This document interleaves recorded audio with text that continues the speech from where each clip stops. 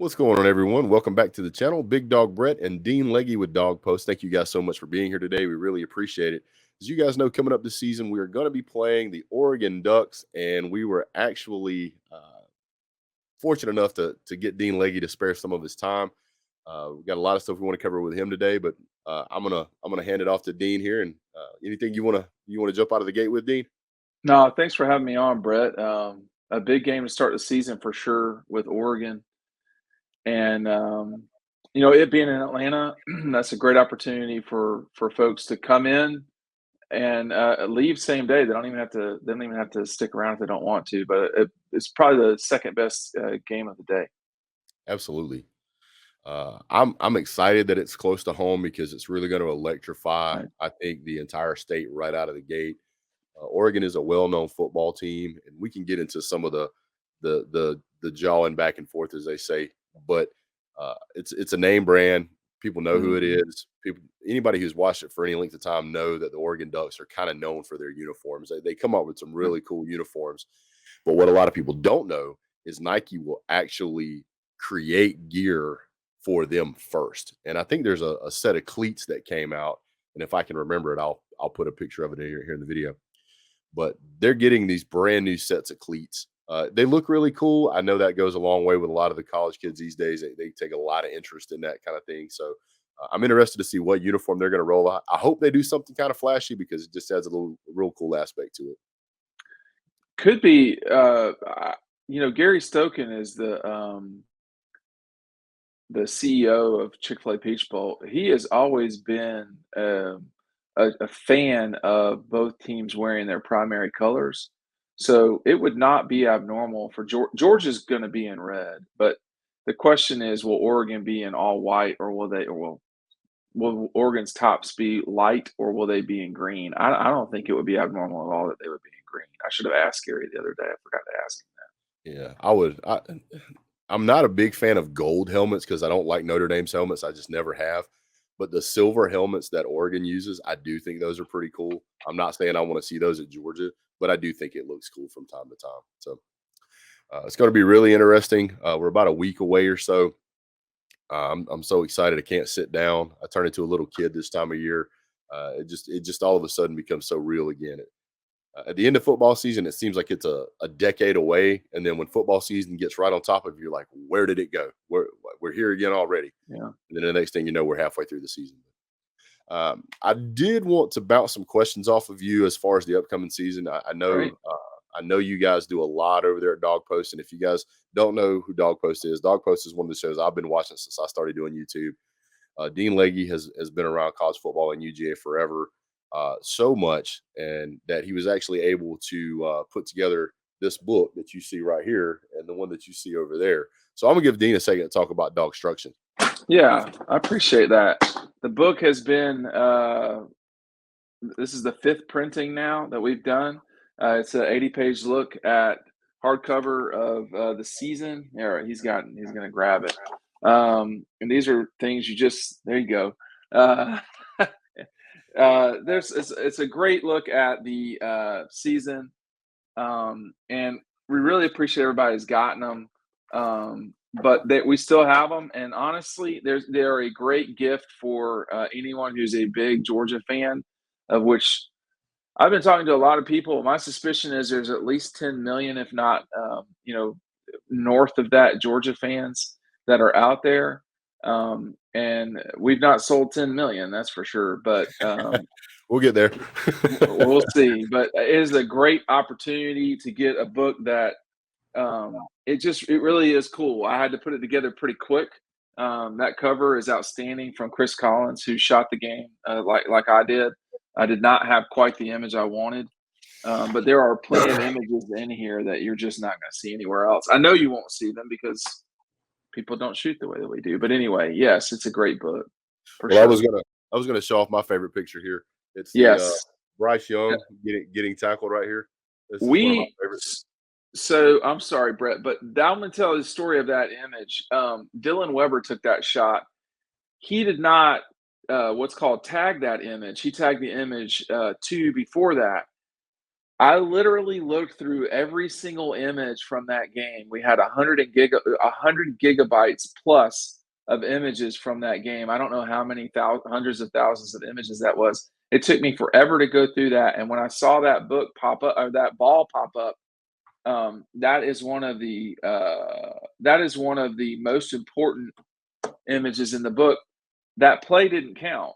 That was the play where Nakobe took the ball back for a touchdown, and they ruled that it was not a fumble. Yeah, So I do want to point out this is about as perfect as you can get of a picture. Bryce Young is not even touching the ground in any way, shape, form, or fashion. He was not down, but the end of the yeah, game worked out to be good. right. One thing I do want to point out is that if you spend any time around books, if you've picked up a book at all, some of them feel cheap when you hold them. This does not feel cheap. This has a No, it is really not. smooth, nice cover to it. It's a solid book. It's not paperback. No. This is a quality piece of memorabilia. If you don't get this, you're going to see it at your friend's house. You're going to kick yourself. So go get DawgStruction. And I don't know, Dean, are you still signing them, Dean? I will be glad to. People just need to email me and tell me, dean@dawgpost.com. I'm glad to sign them for folks, or for their dad, their grandfather, their husband, whatever. You know, the folks have been, I've been very appreciative of the support we've gotten, and I have zero problem signing the book, none. And let me customize it for you, and that's not a problem at all. So, so my four favorite pieces of my UGA memorabilia is the picture that I have that I found at a yard sale. Well, five now, but Mm, this picture is Sanford Stadium from 1929. That's a picture of right Sanford near the Stadium from start. 1929. There's no paved roads around it. It's all dirt roads. Hmm. The second piece that is my favorite is my hover helmet that my wife got me. It was like the second Georgia thing I ever got in my life. I loved it. The third piece is this. Ticket, parking ticket. Well, Yes, from the 15th or whenever it was. Is that the that 15th? says Sanford Stadium player guest. Now, I was not a player guest. I found this on the way out, and I thought I would reserve it. Hmm. And DawgStruction. That book There has you so go. much cool information in it. It just as time goes by, you forget a lot what happened during a game, and a lot of that stuff is just kind of held in place. And as soon as you read it, you go, "Oh, I remember that happening," and then you kind of get to Mhm. relive that experience. But yeah, so if you guys want a cool piece of memorabilia, family member for yourself, get that. It is well worth it. And you can email Dean Legge, and he'll be glad to send you.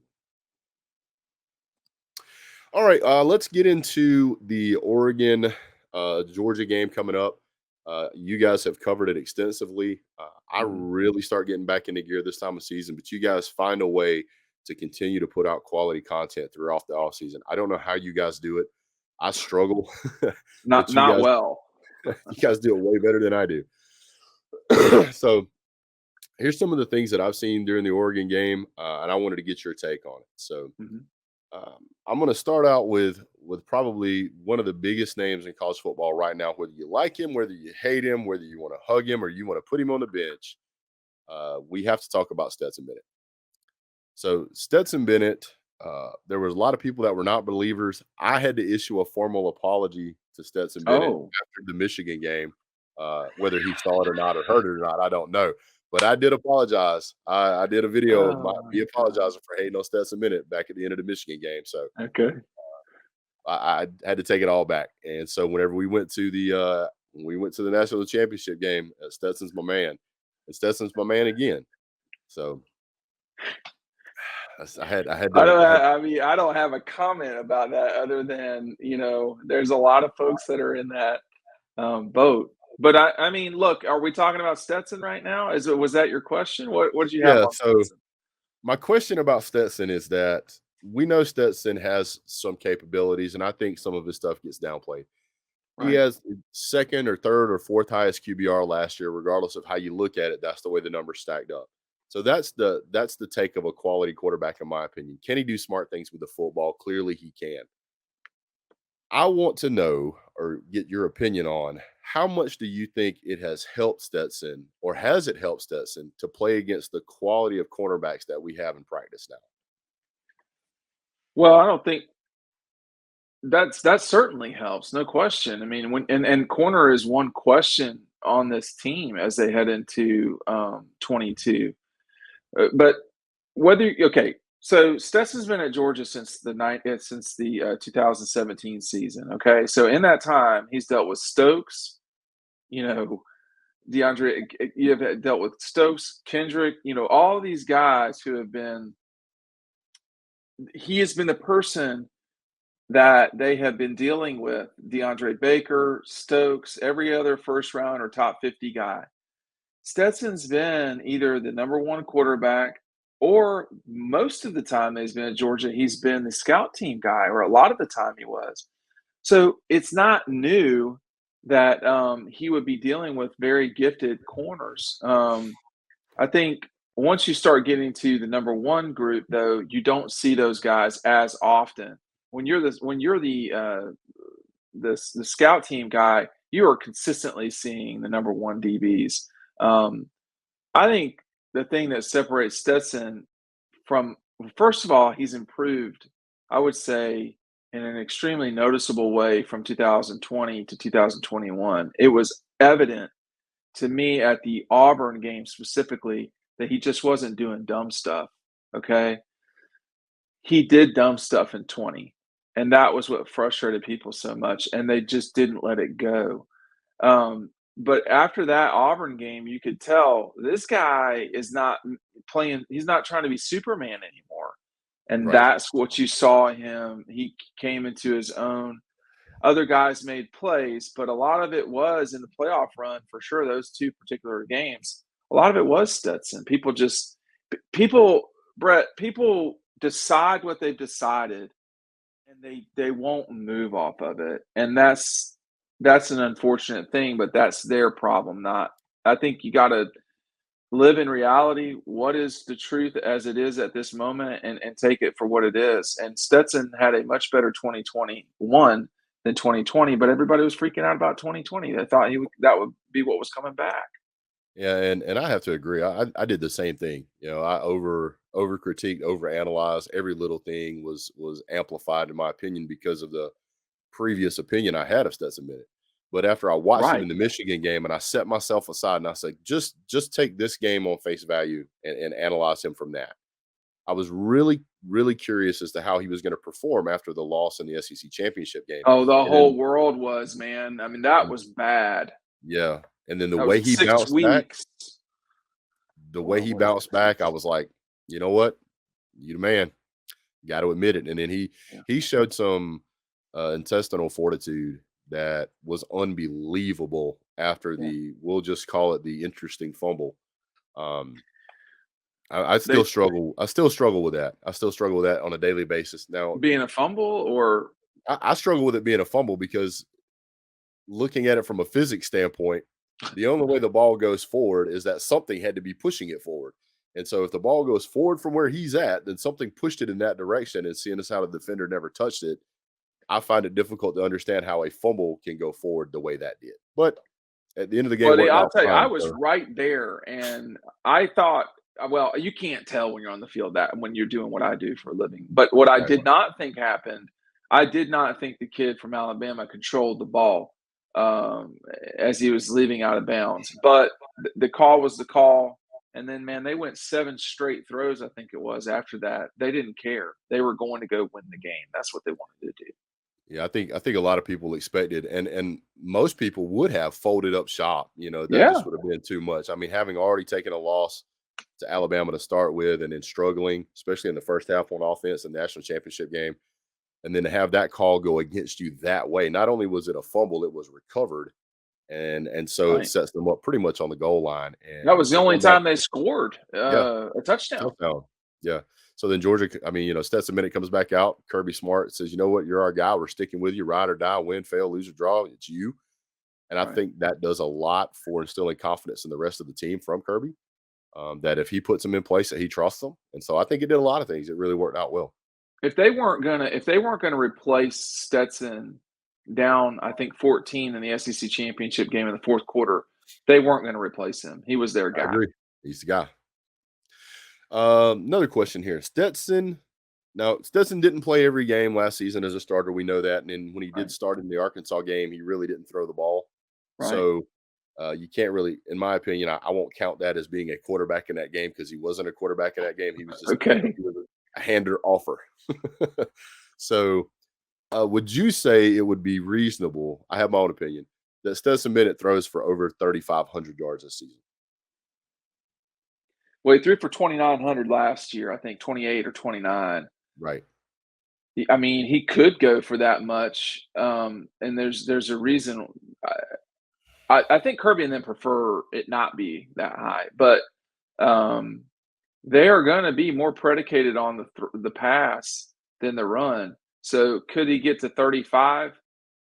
I mean, I would say no, but I think it's out there to happen. Yeah, I think he certainly has the talent set to do it, and I think he has enough quality receivers to do it. I yeah. think it will just depend on how Todd Monken and Kirby choose to play each game. They've made it a concerted effort not to press the gas pedal in the second half. And Yep.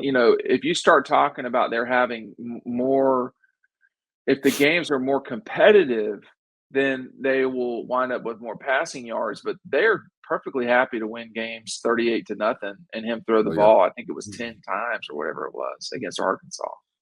I agree. I do have another question as far as the Okay. receivers go. When it comes to the receivers, there's been some talk out there about the quality of Adonai Mitchell. The quality, meaning Some people are comparing him to being as good as George Pickens, but maybe not quite as good as hands. But having the speed and the height and the reach that George Pickens had, but actually because he was playing more or will be playing more, you would be able to compare him closer to George Pickens. well, I mean, George Pickens was an elite talent. I don't think anybody can doubt yeah, that. But and I yeah.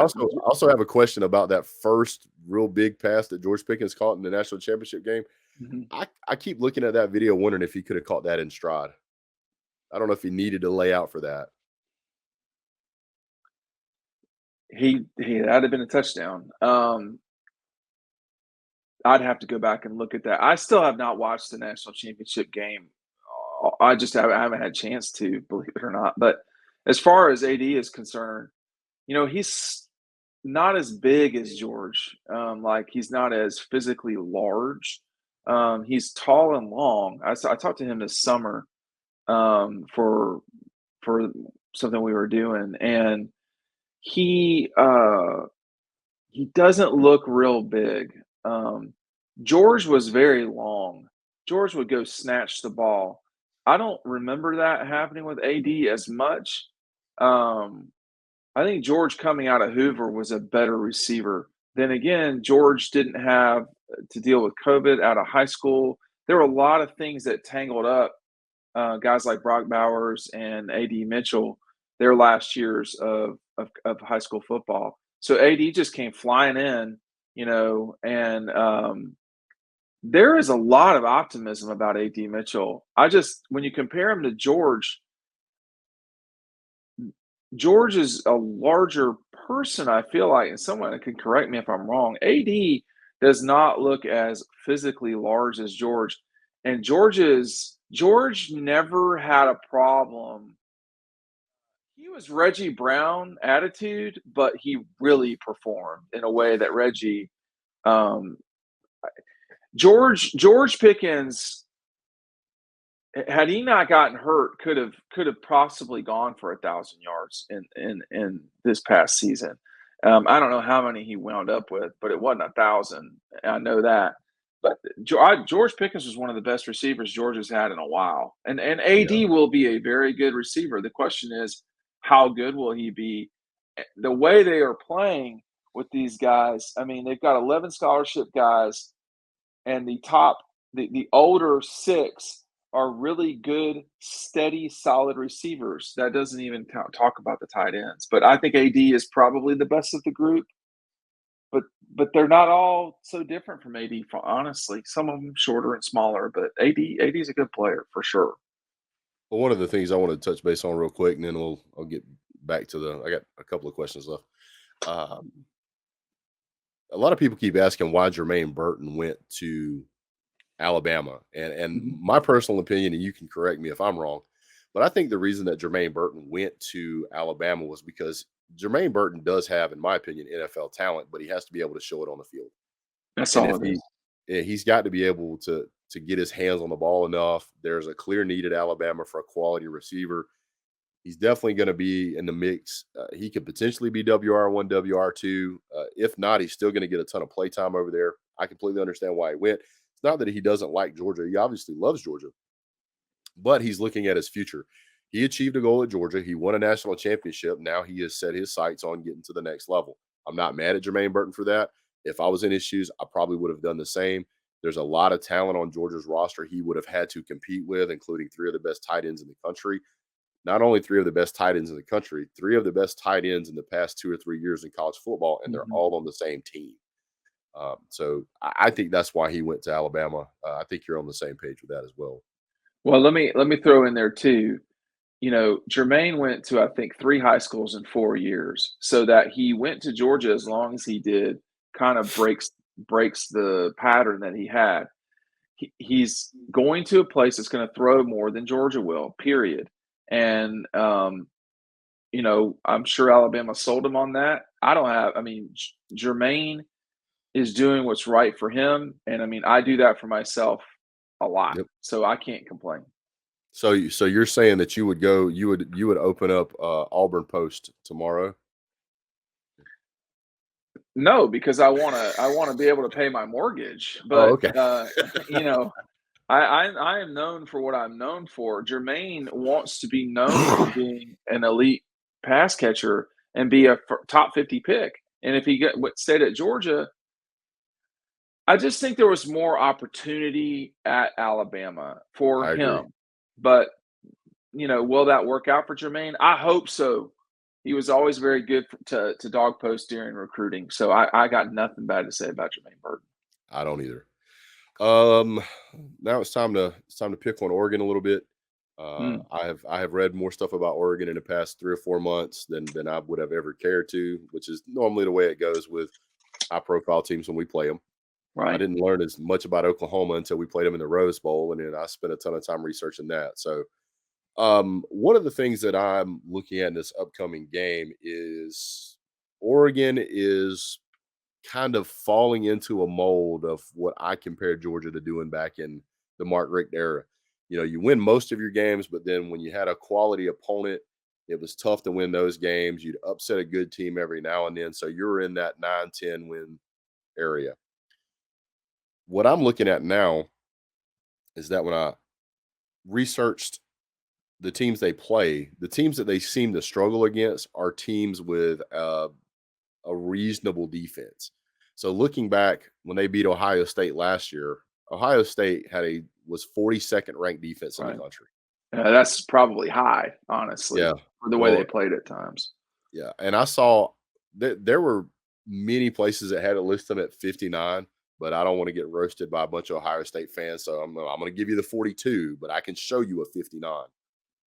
Utah, which absolutely mollywopped Twice. Oregon twice, pretty much back to back. They had a 21 ranked defense. And then it wasn't much longer after that in the bowl game, they got beat by Oklahoma, who had a 57th ranked defense. So Georgia hasn't had a defense lower than the top, I think, 12 in the in the Kirby Smart era. And I don't think we've had one below, I would say, 20th in probably 15 years or so. But I only went back about 8 or 9. But to me, when I look at those numbers and I see, even if Georgia's defense falls dramatically down, I don't believe it's going to fall past, say, 10th. Okay. And if Oregon is struggling with the 20 to 50 range ranked defenses, I'm not sure how they're really going to compare against a SEC ranked quality defense. All right. So for me, I watch a lot of Pac-12 games, and when Oregon lost to Utah the first time, it was in Salt Lake, if I'm not mistaken. And I was like, all right, they got their brains kicked in. It happens. This is part of football. but they had a hard game with Stanford, who is a big physical team. And what showed to me over time was their weakness, if you want to call it that, is they have a hard time with teams who are super physical. And the problem for them is they're dealing with a team that isn't just super physical, they're uber physical in Georgia. That's going to be the number one problem. Brett, if you cannot dislodge from your blocker, or if you cannot whip the guy in front of you, or at least hold on, you will not win a game. It doesn't matter how good your skill guys are. Georgia put the Heisman Trophy's face in the turf multiple times in Indianapolis. They didn't do that in Atlanta. And that's why one game Georgia won by double digits, and the other game they lost by double digits. If you let Bo Nix get comfortable, which Kirby has literally never done, yeah, you could have some problems. But I think Georgia. I'm not saying I don't see how they don't win this game. I don't see there's no way. I'm not an absolutist. I'm not that way about sports. I've been around for too long. But if you can't physically deal with what's in front of you, you will not win the game. And this Oregon team is coming into a snake pit. It is really hard to beat Georgia in Georgia. I would argue it's even harder in Atlanta, frankly, even though we've seen Georgia lose a bunch of these games in Atlanta to LSU, which was a generational team. But I think it's really tough to beat Georgia at the Dome. And some really good teams have done that. 18 Alabama, 19 LSU, 21 Alabama. Well, are these guys Alabama? Because if they're not, it's going to be tough. That's going to be a partisan Georgia crowd, probably 70, 80% of the crowd. But even if they were playing this game in New Hampshire, if you cannot beat the person in front of you physically and take the person with the ball to the ground, then you're going to have a hard time. This is going to be a challenging fight for Oregon. I don't see it. I don't really see it either. And I know it's easy for people to look at us and say, "Hey, you're a bunch of Georgia homers and this, that, and the other." Yes, we are Georgia fans. Don't get us wrong. But at the end of the day, we still have to put a product out there, and then we have to stand behind it. And if you're just spouting a bunch of nonsense, you create more headache than just you want to deal with because you're a fan. You have to have some type of reasoning behind why you're saying what you're saying. When I went back, and I don't know if you saw this video, but there was a video that was put out by Oregon that was showing them off working out. Mm-hmm. Uh, I'm I'm closer to 50 than I am 30, and I can tell you honestly that I would not brag on doing a jerk and clean with 25-pound weights on either end of my plates. That's not if I'm a college team and I'm trying to show that I'm going to be physical with Georgia. Go look at how many times Ben Cleveland did the NFL bench press. That is the kind of stuff that you see in the Georgia locker room. I personally go ahead. You personally? Me personally, I wouldn't do that. I also would not put a video out there of me walking around in the weight room with socks on. Oh, I wouldn't walk around in the weight room without shoes on. I think Yeah. that's like, I don't know if that's rule number one, but that would be my rule. I mean, you do not want to roll up on something. That's crazy. Yeah, so I'll find that video and send it to you. But there's multiple instances in that video where they're bench pressing 25-pound plates and they're lifting with socks on. They're showing a couple of times of them sprinting up and down the field, and I'm not trying to pick on them. I'm just pointing it out. I showed it to my son. He's 18. He's of age, and I said, "Son," I said, "what do you think of this team?" And he legitimately asked me. He said, "What high school team is that?" Because I watch high school football. And he goes, I said, "That's the Oregon Ducks." And he went, "Ooh, that's going to be a problem." The strange thing is that, Oregon with Mario Cristobal, it felt like they were getting bigger and physical and so forth. Dan Lanning will make them bigger. Oh, absolutely. It's going to take them some time, but he's going to he knows what works. He's seen it. And now he has to go do it, which is easier said than done. But I wonder if Oregon would beat Kentucky. I do not think they would beat Alabama. I think the physicality in this league is legitimate in every way, and the Utah Utes are as close as it gets to what you see in the SEC and the Yep. Pac-12. They will punch you in your face. They are no fun to deal with, And and they will they really continue to do it. they did that to Oregon twice. So, Mhm. but what we don't know is what will it be like when Dan's the head coach? Will the transfer that he's gotten in matter a lot? This is the most challenging situation that Oregon will be in this season. Period. There's not one that's going to be more complicated. Going into Atlanta to deal with the defending national champion Georgia Bulldogs, they are going to be a 17-point dog or maybe 18. And the crowd is going to be, and it's going to be the first game of the season. It's going to be Dan's first game. There's a lot going against Oregon here.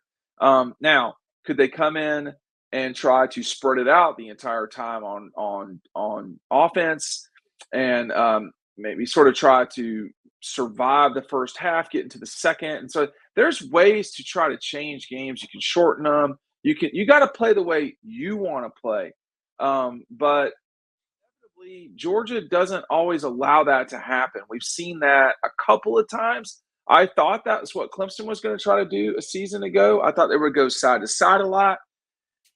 And I think I don't know if their offense was really bad, but they may have realized at the beginning of the game, we can't do what we want to do. And that's the problem. And I think Oregon, I've watched them.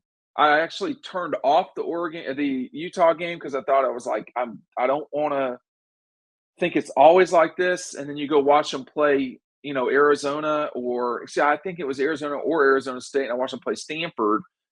They're just going to have a hard time. And that's all there is to it. I mean, they barely beat UCLA by 3 points. That's the game I was watching. I mean, And that UCLA game, has a nutball quarterback. UCLA's got some guys, but yeah, they had to survive. That game was overtime, I feel like. it was. I don't think it ended in overtime. I think it was right up to the wire. But It was a Stanford game. Yeah, over the Stanford game was overtime game. That's But what it was.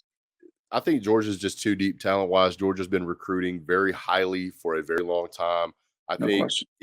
if they try to body Georgia, I think that's a bad move. I think Georgia's it's too big, too mean, too deep.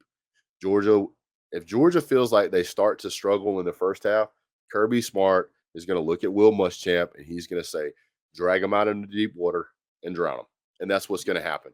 We're just going to turn on the run game, in my opinion, and we're just going to grind you. And whenever you run out of players because they're exhausted, it's the water's too deep. You've talked about we're kind of we're focusing a bit much on the defense because that's what we've always talked about, I guess, lately. But Georgia's offense is going to be real trouble for people because the physicality of the offense is real going to be a real challenge for other teams. And Oregon only allowed 30. Well, they did at the end of the season. They were kind of a leaky roof, and were getting scored on a lot. 38 to Utah, 29 to Oregon State, 47 to Oklahoma.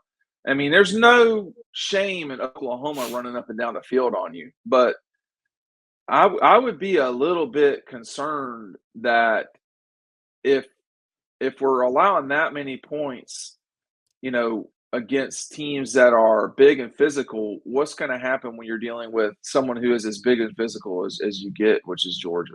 So Yeah, I'm very skeptical that Oregon will win this game. Yeah, I don't think Oregon will win. I don't think it'll be close. I think this is going to be another, in my opinion, yes, Georgia homer. I get it, dominant performance by Georgia. One of the big secrets Georgia has, I think, is its offense. I think they don't understand what's coming at them. If you go back and you look at the games that they played last year, they allowed at least 24 points in every game they played from the November 13th to the end of the season. Right. Guys, that's a lot of points. If you're letting, and I'm not trying to rag on these teams, I'm not, but nobody's looking at Washington State as having a powerhouse offense. They're just not. And whenever teams like that are scoring 24 points, what do you think is going to happen when a high caliber SEC national defending champion rolls out on the field with a fifth-year quarterback? It's not going to be pretty. Well, they're going to score on Oregon. And Oregon does have some players. Don't get me wrong on the defensive side of the ball. They have players, just generally speaking, but this offense has a 6-year quarterback. They have all these, receivers. The tight ends could be a real problem.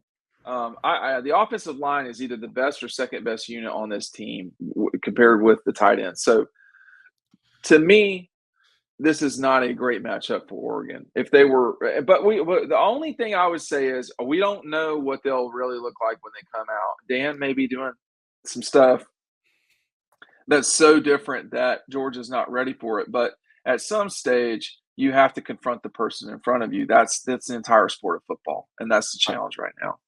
I agree. And I think, and if you look at the amount of experience that Kirby Smart and Will Muschamp have, Kirby will always have his hands on the defense. He will always do that. He's just too smart of a guy when it comes to figuring out how to play defense. Will Muschamp, and there's people who give him sand about his, head coaching performance at South Carolina, but it's hard to be a head coach at South Carolina because it's hard to recruit at South Carolina. Right. But if you look at how well he's done as far as a defensive coordinator, the guy is very, very good. He has a ton of experience. And now you've got Dan Lanning. I can't remember the name. Dillingham, I think, is his new defensive coordinator. Might be offensive coordinator. Can't remember. But he doesn't have anywhere near the experience of either Kirby Smart or Will Muschamp. And I just think it's going to be a real problem for him. So they hired Dan Lanning because Dan is young and really good. They're not hiring Dan to win the first game of the season. And it's that simple. I think what's going to happen, and this is just my opinion, I think what's going to happen is Dan Lanning understands that he's probably not going to win this game. And if he wins the game, more power to the guy. But he's probably not going to win this game. But what he wants to do is he wants to create buy-in for his players. Yeah. He wants to go out and say, look, we gave a respectable performance against a high-quality caliber team, and this is what I want to do building my program moving forward. I think that's what he wants to do, and I think that's what he should do. I don't think there's any shame in that at all. This is a really hard game for Oregon, no doubt. Well, I think Georgia wins by 50, so Dogs by 50. That was easy. That was easy. So, we see that posted all over social media everywhere. Dogs by 50. So I thought I'd throw it out there. But it should be a good game. I think Georgia will win by a comparable, a comparable margin. I don't think it'll be close. I do think it'll do a great job of electrifying the season and getting things off to a good start. So that's all I really have for you today, Dean. Other than if you guys get an opportunity, make sure you go pick up DawgStruction. Dean's done a great job with that. Dean, on every one of his videos, is happy to tell you that you can buy DawgStruction, and he should. But me being a recipient of the book, it's totally different. I'm not trying to tell you there's something in there you don't need. I'm telling you there's a lot in there that you're really going to enjoy as the years go by. This is a book that was made quality start to finish. There's a lot of great content in there. Jeff Foxworthy really helped put this thing together. So hats off to Mr. Foxworthy, which, by the way, still hasn't returned my Twitter message. That's okay. He's a busy guy. I like you, Mr. Foxworthy. I like you, Mr. Foxworthy. I just wish I could talk to you. You're a great guy. Really enjoy the people over at Dawg Post and the content they put out. I really appreciate you guys coming on the show. So, anything else you want to add, Dean? No, man. I appreciate being on, Brett, and we'll see you in Atlanta. Yes, sir. Thank you so much. And as usual, you guys have a great day. God bless. Go Dogs.